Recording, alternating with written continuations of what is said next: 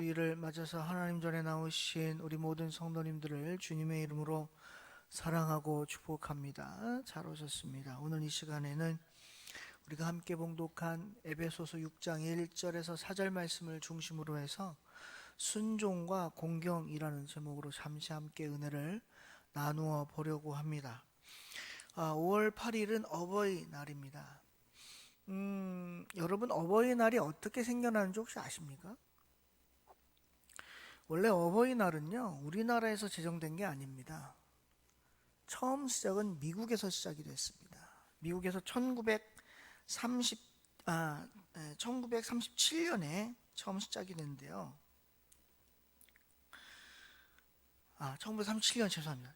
제가 좀 날짜를 계산을 해볼테니 1937년이 아니고요, 1913년입니다.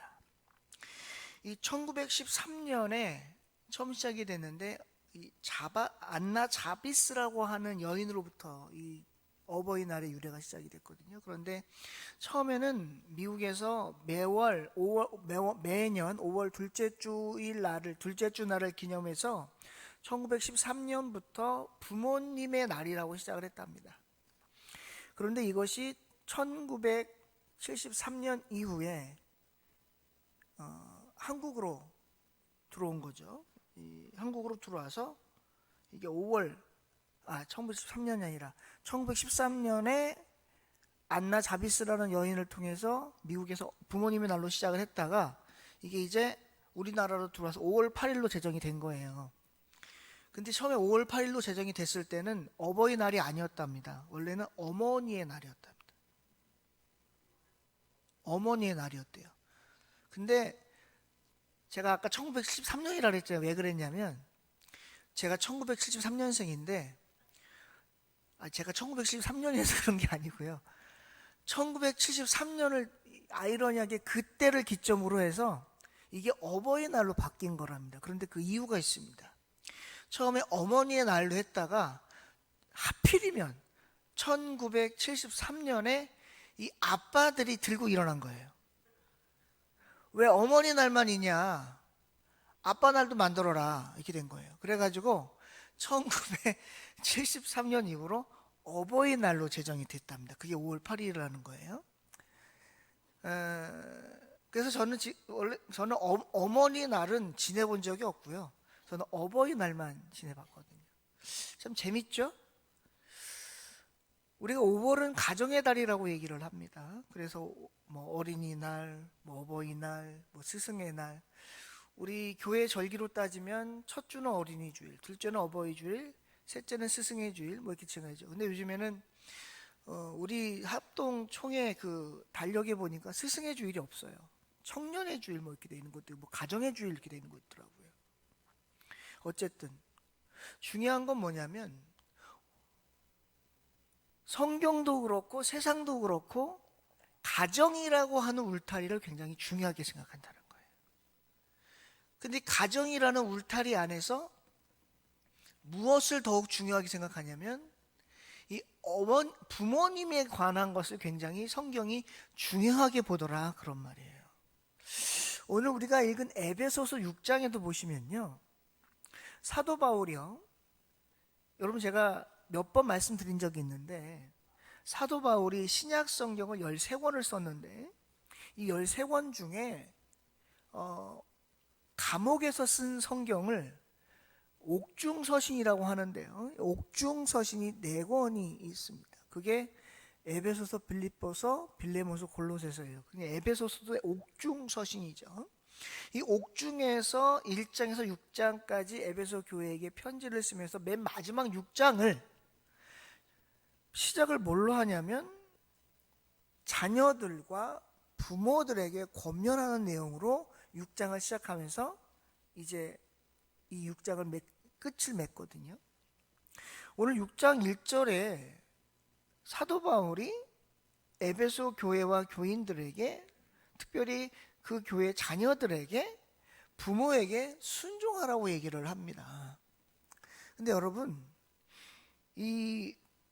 우리가 부모에게 순종하는 것은요, 굉장히 중요한 겁니다.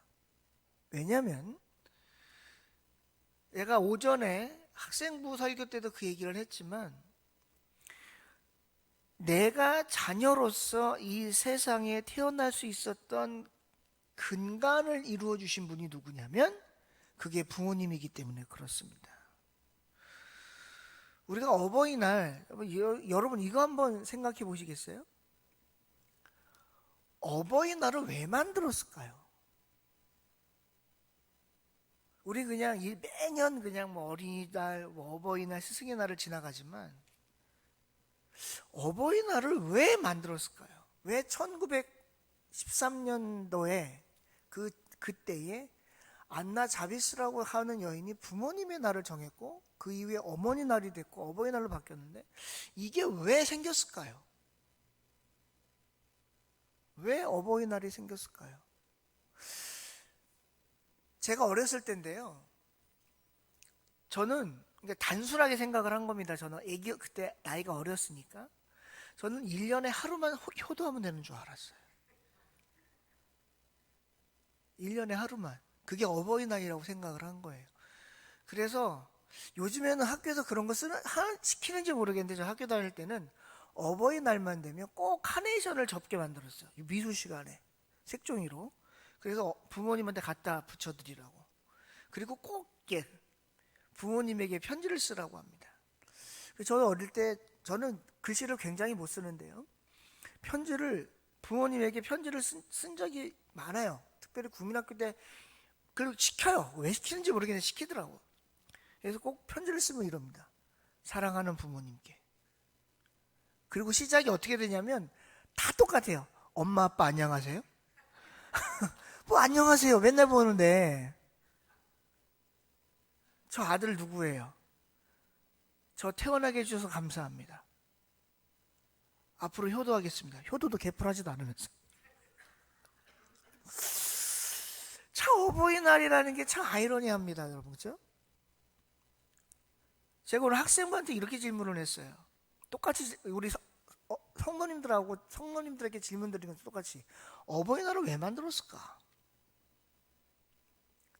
그러면서 제가 뭐라 그랬냐면 365일 중에 어버이날만 효도하고 364일을 효도 안 해도 되나? 아니면 364일 효도하고 어버이날을 그냥 건너뛰면 안 되나? 여러분 어버이날을 만든 이유는요 간단합니다. 365일 중에 하루만 효도하라는 얘기가 아니고요. 평생의 부모님 앞에 자식된 도리를 다 하되 특별히 어버이날을 기념하여 부모님에 대한 사랑과 자식으로서 부모님에 대한 효심을 더욱 키워보라고 지정한 날이 어버이날입니다. 어버이 주일도 마찬가지입니다. 우리가 1년 중에 하루를 어버이 주일로 지키는데요. 우리 오늘 오신 성도님들 가슴에다 카네이션을 하나씩 달고 계시는데 안 다신 분도 계신데 아마 우리 교회는 연로하신 분이 많아서 70세 이상만 달아드렸나 봐요. 60세 밑으로는 안 달고 저도 안 달았습니다. 네. 가슴에 카네이션을 달아드리는 이유는 그 카네이션 안에 단순히 카네이션 하나 달아드린다는 의미가 아니라 그 카네이션 안에 어떤 의미가 포함되어 있냐면 나를 키워주시고 지금까지 길러주신 부모님에 대한 사랑이 그 안에 포함되어 있는 겁니다. 카네이션을 다신 부모님들은 그 카네이션을 통해서 내가 자녀를 키웠고 자녀가 나에 대한 사랑과 부모에 대한 사랑과 공경과 존경과 효심을 기억하고 깨달을 만큼 컸구나를 느끼게 하는 날이 어버이날이 아닐까 생각을 합니다. 네. 그래서 오늘 에베소서에서 사도 바울은 에베소 교회 교인들에게 그걸 잊지 말라고 얘기한 겁니다. 그런데 중요한 게 있습니다. 오늘 말씀에서 6장 1절 첫 절에서 우리가 절대 이 문구를 빼놓고는 말을 할 수가 없는데 그게 뭐냐면 바로 주 안에서라고 하는 말입니다. 여러분 사도 바울은요 무슨 말만 하면 꼭 주 안에서 주 안에서 주 안에서 이런 말을 굉장히 자주 해요. 그러니까 오늘 자녀들에게도 얘기하는 겁니다. 여러분 보십시오. 성경을 보세요. 그 주 안에서라고 하는 문구를 빼도요, 이게 말이 돼요. 보실래요? 자녀들아, 너희 부모에게 순종하라. 이것이 오느니라. 말이 돼요, 안 돼요? 말이 되죠. 근데 왜 오늘 사도 바울은 자녀들아, 너희 부모에게 순종하라 그 앞에 주 안에서라고 하는 단서를 달았을까요? 그 이유가 있습니다. 여러분, 헬라어에 이 주 안에서라고 하는 말의 의미가 뭐냐면, 부모에게 순종하는 건 여러분 보세요. 상식적으로 여러분, 부모를 사랑하고 부모에게 효도하고 부모에게 순종하는 건 예수 믿는 사람만 할까요? 예수 믿지 않는 사람도 할까요? 안 믿는 사람도 해요. 아니, 어떻게 보면요, 죄송합니다, 이렇게 표현드려서, 예수 믿지 않으시는 분들이 더 효심이 깊을 수도 있어요, 부모에 대한. 근데 오늘 성경에서는 부모에 대한 효심을, 부모에게 순종할 때 그냥 순종하지 말고 주 안에서라고 하는 단서를 달았잖아요. 이 주 안에서라고 하는 헬라어 의미가 어떤 의미가 있냐면요, 부모에 대한 순종조차도 예수 그리스도를 믿는 믿음 안에서 이루어져야 한다는 거예요.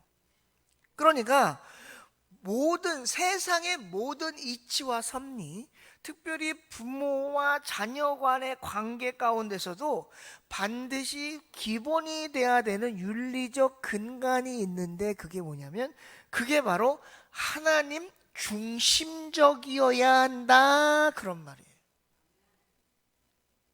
그럼 왜 사도 바울은 부모와 자녀와의 관계를 하나님 중심적이어야 함을 강조했을까요? 그 이유는 출애굽기 20장에 있습니다. 출애굽기 20장에 보시면 우리가 10계명이 나와요. 10계명 중에 제 5계명이 뭐냐면 내 부모를 공경하라라는 얘기입니다.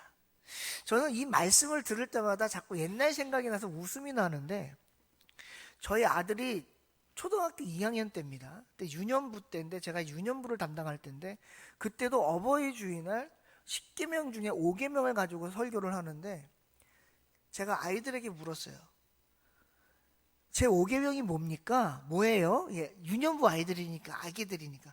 여러분, 제 5계명이 뭐지요? 이랬어요. 그랬더니 저희 아들이 뭐라고 그러냐면, 1학년 때구나. 2학년 때가 아니라.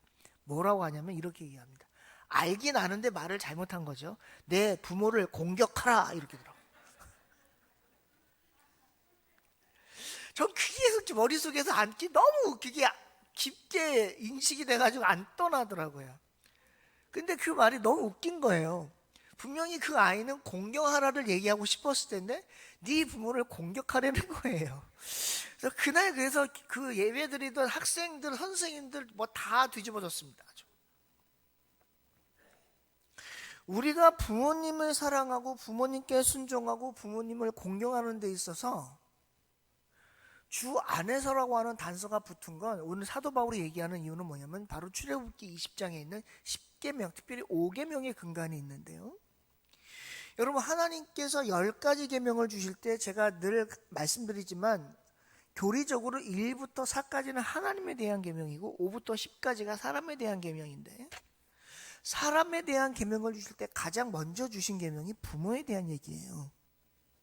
우리에게는 기본적으로 두 부류의, 종류라고 하긴 좀 그렇고, 두 가지의 부모가 있잖아요.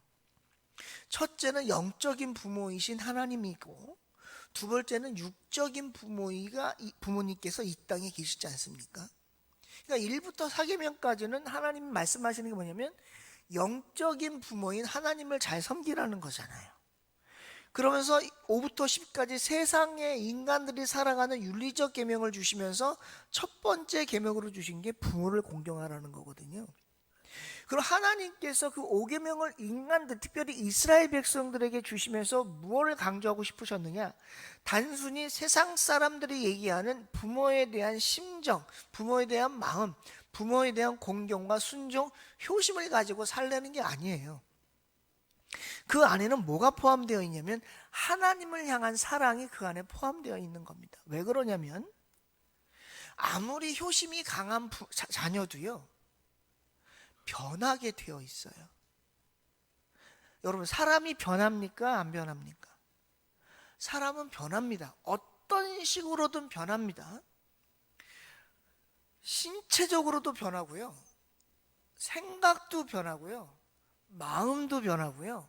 철학도 변하고요. 이성도 변하고요. 사상도 변하고, 그리고 다 변해요.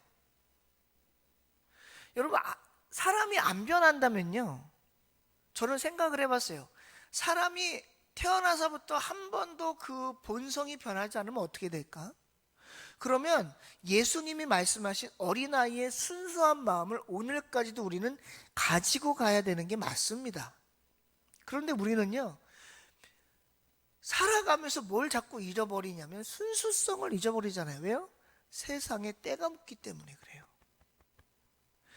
아무리 순수한 사람도, 아무리 착한 사람도, 아무리 선한 사람도요, 세상에 살다 보면 강팍해지게 되어 있고, 그리고 차가워지게 되어 있고, 그리고 이타 중심으로 살던 사람도요, 결국엔 이기적으로 변할 수밖에 없어요. 그게 내가 나빠서 그런 게 아니라 세상의 환경이 나를 그렇게 만들어 가요. 왜냐하면 세상은 점점 악해지거든요.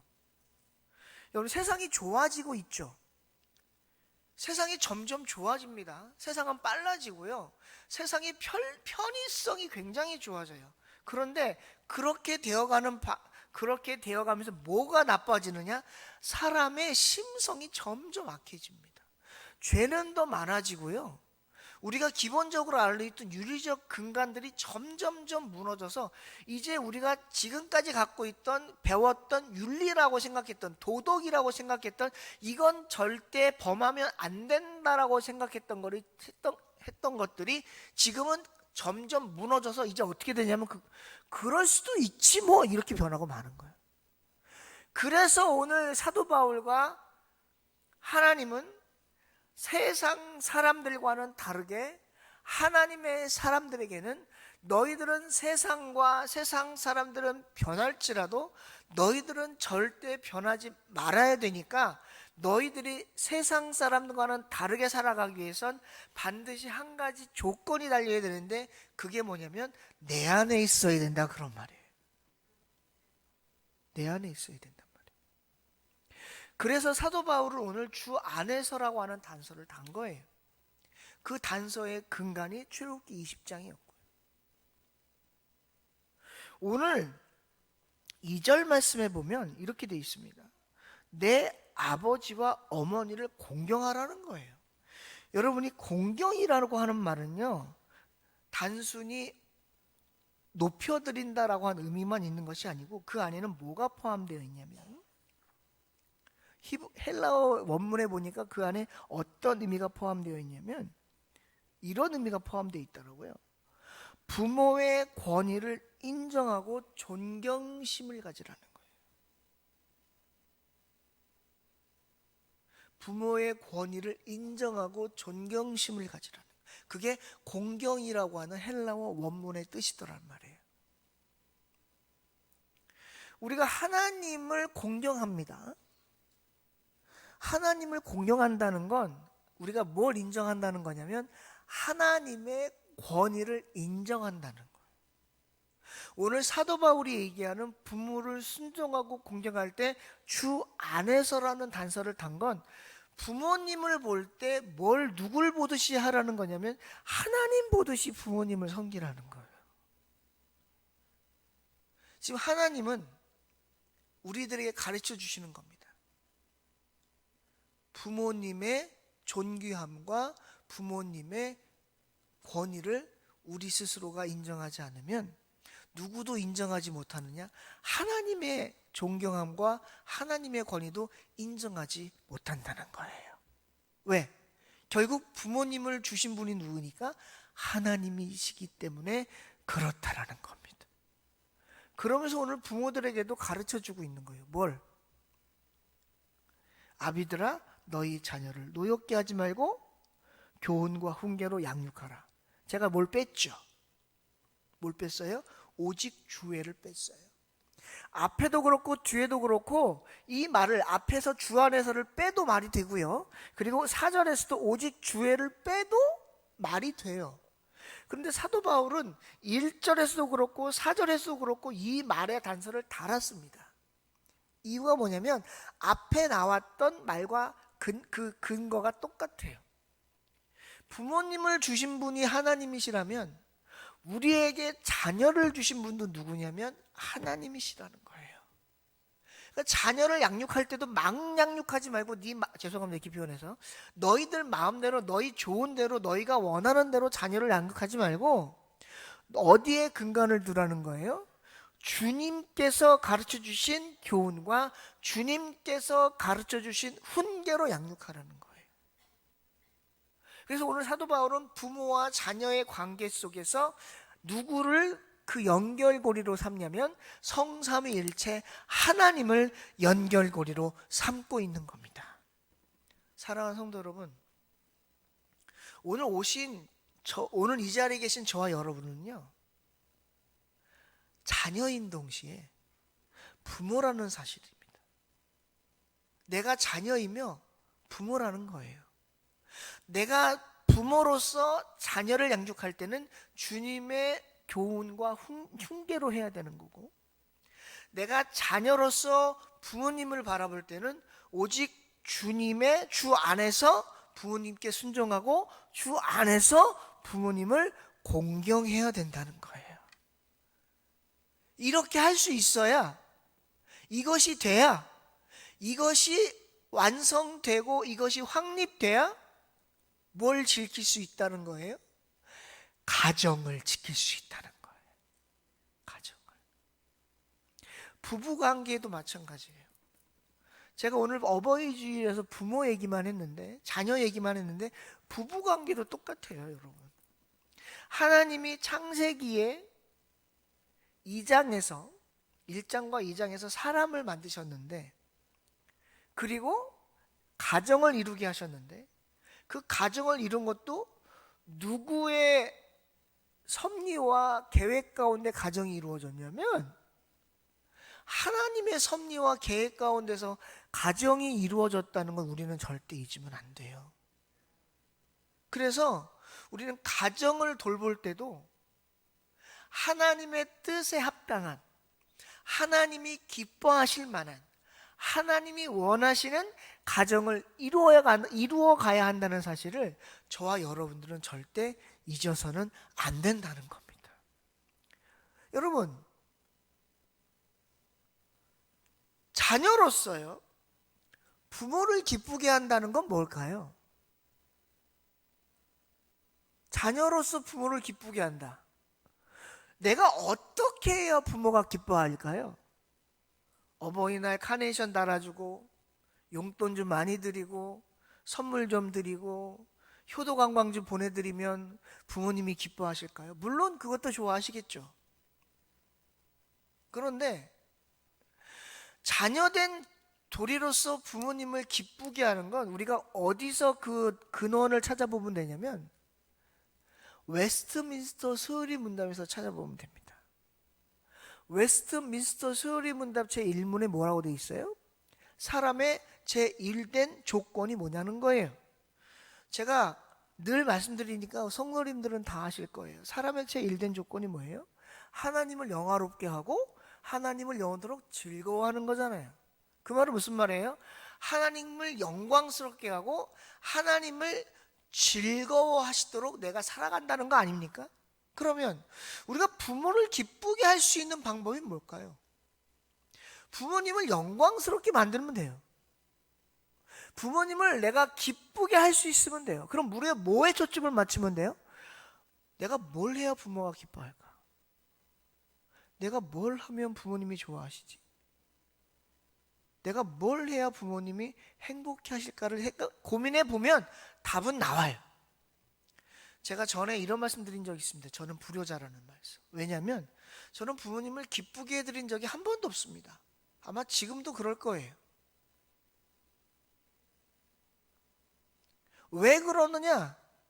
저는 나름대로 열심히 산다고 살았는데 부모님은 그게 안 기쁜 거예요. 왜냐하면 누구 마음이 흡족하지 않으니까? 부모님 마음이 흡족하지 않으니까. 제가 지난 주일날 설교를 할 때 저도 몰랐는데 제가 지금 목소리가 컸나 봐요. 저희 아버지께서 지난 주간 수요일날인가 목요일날인가 내시경을 대장 내시경을 하신 현대병원 가신다고 저보고 아침에 좀 태워가라고 해서 제가 와서 이제 모셔갔거든요. 근데 이제 내시경이 끝난 다음에 저한테 그러시는 거예요. 딱 두 마디 하셨어요. 이게 최면 상태에서 하신 말씀인지 뭔지 모르겠는데 아주 약간 들깨신 것 같더라고. 근데 그러시더라고. 딱 두 마디. 혁아, 네, 너 설교 크게 하지 마. 크게 한다고 듣는 거 아니야. 이렇게 얘기하시더라고. 그래서 제가 찔렸어. 왜냐면 저는 일부러 크게 하는 게 아니라 제가 목소리를 크게 하는 이유는 두 가지. 첫째, 성도님들이 연로하시다 보니까 잘 안 들리신다고 저한테 말씀하신 분이 많아. 그래서 잘 들리시라고 크게 하는 거예요. 두 번째는 뭐냐면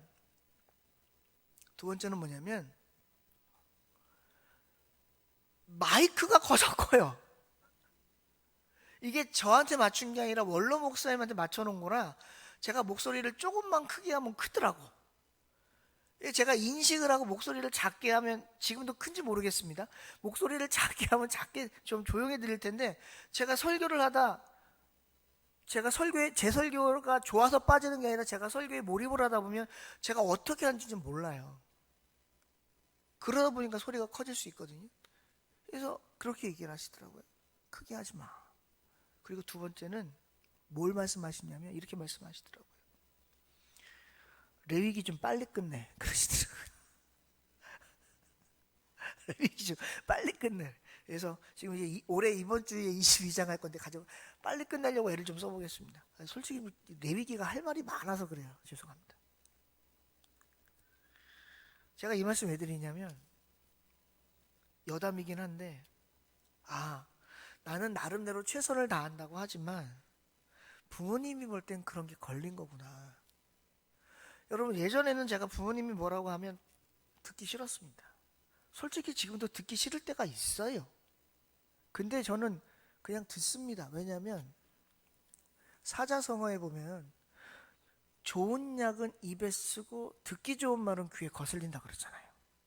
그러면 내 귀에 거슬리면 이건 듣기 좋은 말이구나 라고 저는 생각을 해요. 그래서 제 아내가 저에게 듣기 싫은 소리를 하면 듣기 싫은데 그냥 듣습니다. 왜?